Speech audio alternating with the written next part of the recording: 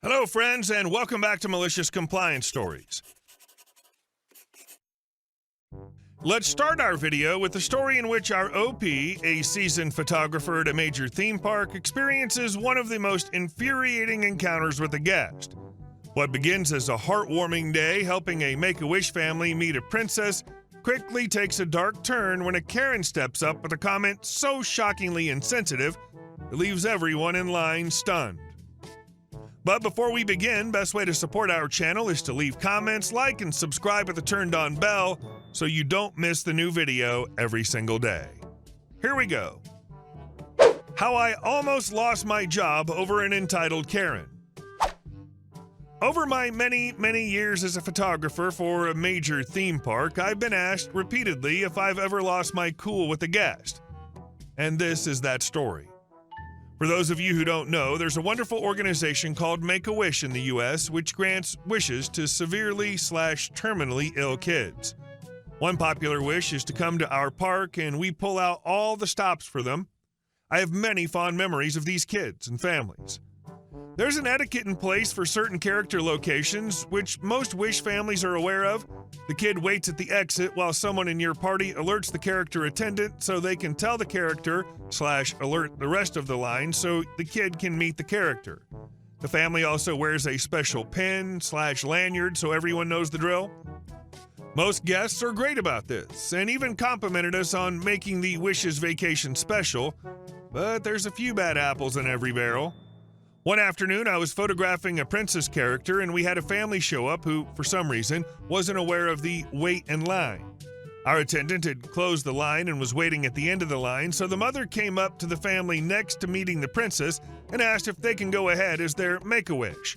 Fortunately, that family was great and told them to go ahead, even introducing the princess to the little girl. So we think things are fine, and I told the mother about the etiquette to make things easier. She thanked me at the end of the interaction, and they all went on their way. 2 families later, our Karen asked me what the deal was with the kid that we let go ahead of the previous family. I explained their Make-A-Wish, thinking that's going to solve the issue. The Karen then said, loud enough for everyone to hear, I may add, I wish my daughter was dying of cancer so we can cut the line. I was shocked. What Karen didn't know was that my uncle, Mom's brother-in-law, had just died from cancer, and his parents had to bury him. He was their only child. I was ready to deck this woman. That's how mad I was. The princess had overheard, looked at Karen with an angry expression, and said in a polite tone, but still staying in character, "You better be careful what you say." The other parents in line were grumbling and making comments about how she was an unfit mother. They're going to tell guest relations, etc. By this point, I was on the verge of tears, remembering my uncle and just how much his death gutted his parents. When we were finished with the set, the princess, who's a friend of mine, got me off stage, got me some water, and alerted the manager. I wasn't able to go back out and shoot until her next set. Nothing ever came of it, but it just reminded me of how much people sucked. People never cease to amaze me at how horrible they can be to others, or at how oblivious they sound when making offhanded remarks of that nature. How terrible. And our second story. We have to ask permission to schedule patients? Okay. So I work for a medical imaging facility. We have a scheduling department that's been under a lot of pressure in the past month or so to fill our schedules and get our numbers up so that we look better to corporate. In the midst of this happening, the hospitals in our area have put a pause on all elective surgeries as a result of the pandemic, but the management at my company has refused to acknowledge how that might affect us and instead opted to put even more pressure on our schedulers and blame them when our schedules are not full. Also, I'd like to add that the metrics that they are using to grade the schedulers are dumb. Instead of requiring them to make a certain number of calls per hour, they're requiring them to schedule a minimum of 25 patients per day. You can make 60 calls a day, but if the patients you call don't pick up their phones, then too effing bad. They've also been on a tear about noting in the chart if a patient can't come in earlier than their scheduled appointment. For example, if a patient requests an appointment a week out, they're supposed to offer weekend and evening appointments, and if the patient still says no, it needs to be noted. One of our schedulers is literally referred to as a saint by everyone in the company. She is the sweetest woman I have ever met. And although I'm not a religious person, she's the ideal form of Christian. She's non-judgmental, thoughtful, genuine with everyone, and she really cares about all of our patients. We threw her a little birthday party a couple weeks ago, and she hand-wrote a thank you note and brought it in the next day. Most people just send an email, but she went the extra mile to express her gratitude. This saint has been under even more pressure than the rest of our schedulers because her numbers are consistently low. Never mind that the woman has worked for the company for 18 years and never makes a mistake, they are constantly publicly announcing that she scheduled fewer patients than anyone else the previous day. So this week, management sent out an urgent IM to all the schedulers, basically saying, instead of noting in the chart that a patient can't come in, please ask permission from your manager before scheduling a patient further than 4 days out. We need to fill the schedules and hope this will help us reach our goals. Immediately, they get about 15 responses from every single scheduler, except the saint, of course, saying that this is stupid and what the hell does management think they're going to do that the scheduler can't? But management ignores it.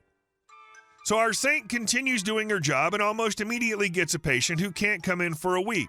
She sends an IM to that group chat so every single scheduler and manager can see it on John Doe MRN number 12345. Patient states he cannot come in because he will be out of the state for his job. Is it okay to schedule him for October 9th, the day after he returns? The first time, management just says, sure, whatever, but then Saint does it 2 more times. Jane Smith, she has children in school, and the first date she isn't tied up with their school activities is October 14th. Can I schedule her? Janice Cho, she can't drive anymore and her children aren't available to bring her in until October 8th. Can I schedule her? One of the other schedulers comes out from behind her cubicle and says, we can see those messages you're sending, right? Saint just grins. Finally, she sends her last message, the 4th patient, within about an hour and a half, to which a manager finally responds, you don't need to message this chat with that information. The chat goes completely dead for a little bit. About an hour later, the manager of the entire state sends out a message saying, after reevaluating, we've decided this is not effective. Please resume noting in the chart when patients cannot come in for 4 or more days. Saint came up to me near the end of the day, happier than I've seen her in weeks. They think I was doing that because I didn't know better, but I was doing it on purpose. Gorgeous. She probably knows more about operations and scheduling than any 2 managers there. How else will management learn how stupid they are? And our next story. Neighbor helped herself to other people's stuff. Several years ago, I heard my sweet neighbor and another woman arguing on the sidewalk. I looked closer and noticed they were both pulling a plant pot in different directions and about to fight. No clue what was up, but knew my neighbor. If she was arguing, she was right. Me and my husband went over to intervene. My husband wanted to help make peace. Me? I was going to help my neighbor, no questions asked. Why the argument? The other woman was a new neighbor. Our nice neighbor noticed her plant pots were missing and were in the new neighbor's yard. Yep, new neighbor had stolen nice neighbor's plants, plant pots, and yard decor and decorated her yard with it. My nice neighbor had hand-painted several pots that were in her yard, thus they were easy to identify as hers. We all walked over to the new neighbor's yard to get our other neighbor's stuff back. When we got to the new neighbor's yard, we noticed several things looked both weird and very familiar. Oh yeah, and the new neighbor had called the cops on us, or at least someone did. Anyway, the new neighbor had planted patches of different types of grass all over the yard in a checkerboard pattern, as well mismatched shrubs and flowers. I looked at our house a little closer. Yep, we were missing grass patches from the side of the house and one of our shrubs. When the police arrived, the new neighbor was adamant the plants, pots, grass, shrubs, and yard decor were hers. She informed the cops she dug them up from other yards in the middle of the night and planted them. Yep, she claimed, finders keepers. Didn't quite work out. My nice neighbor insisted on pressing charges for petty theft and destruction of property. We just dug up our grass patches and replanted them. Some of them even survived it. Nosy neighbors kept walking by after the new neighbor was arrested. As we were digging things up, we explained why to them. Neighbors kept recognizing their stuff from her yard. One neighbor asked if we'd seen a picnic table as his was missing. We hadn't thought to check the backyard. Yep, picnic table and a yard full of her finders keepers haul. She moved pretty much right afterward. We didn't miss her. In the first Guardians of the Galaxy, at the end, Rocky Raccoon's asking if he can take someone else's ship. One of the other characters says, no, that would be stealing. But Raccoon says that he wants it more. I always think of that when I read these stories. Thief. But I want it more. And our last story. Neighbors suing me over grading and fence. When my family and I moved into a mature neighborhood in Edmonton back in 2020, we had high hopes for our brand new home. We hired a master builder to handle the demolition and construction, including the rough grading of the yard. Things were going smoothly until the final landscaping came into play, and that's when everything went sideways. Because the neighborhood is older, it comes with all the quirks of mature properties, including some seriously messed up grading. Our yard ended up sitting anywhere from 0 to 24 inches lower than my neighbor's property along the fence line. On top of that, during the rough grading process, a bobcat must have clipped a few of the fence boards, leaving 3 of them visibly damaged. Now, this fence was nothing to write home about. It was easily 20 years old, standing only 4 feet high. It had seen better days. I wasn't too concerned, though, since I planned to fix it and keep it as is. But as the grading continued, the problem only became more obvious. The uneven ground exposed parts of the fence posts, and one post had a noticeable lean, which wasn't shocking considering they were only driven 24 inches into the ground with no concrete base. I figured a small retaining wall and some fence repairs would do the trick. That's when my neighbor got involved. He was adamant that he didn't want to see any kind of retaining wall, even though it was going on my side of the property. So, trying to keep the peace, we agreed to remove the old fence, regrade his yard to meet my new level, and split the cost of a new fence. Fair enough, right? But then my neighbor threw a curveball. He claimed he was a master carpenter and insisted on building the new fence himself. Fine, I thought. Let's see what he comes up with. Then he hit me with a $7,300 quote for 106 feet of fencing, almost double the going rate of $4,500. I tried to negotiate, offered to help with the build, but he wasn't having any of it. He refused to lower his price or consider hiring someone else, so we reached an impasse. Fast forward to today, and it's escalated beyond anything I could have imagined. I received court papers, and my neighbor is suing me for $13,000, claiming that the original fence was damaged beyond repair and that I forced him to remove it and regrade his property. His claim includes material costs, resodding his lawn, an EPCOR water bill, and even payment for his time. It's absurd. I gathered all the evidence, photos of the damaged fence, copies of the inflated quotes, and records of our communication.